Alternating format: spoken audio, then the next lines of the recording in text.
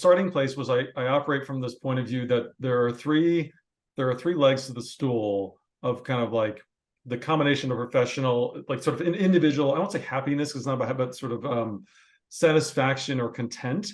And that is, do you, as it relates to sort of your professional life, one, do you like the work you're doing, like the actual work?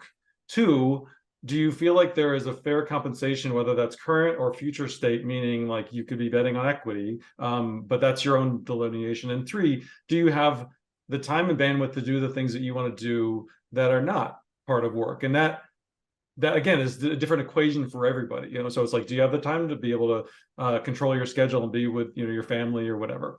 So for me, I in investment banking, I was only hitting one of those things at that point in time. The compensation bucket was sort of like check mark, but the other two were not, you know, those other two legs of the stool were not there. And so that was what the driving force. So that was a calculation of the risk for me, because I said the risk of actually staying where I am means that I will be on this wobbly stool for a long time, and the compensation piece will get bigger and bigger. So let me do this now, because if I wait, it'll be very difficult for me to pull that trigger rationally.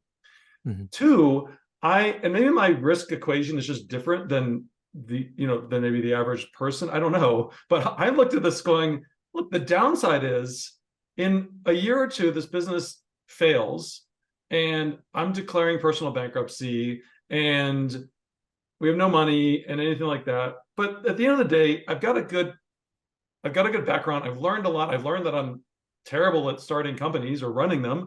That's good to have that knowledge versus not knowing that. And I can go get a job somewhere else, and maybe it'll take some time. It'll be a setback, but I felt like that was not that risky.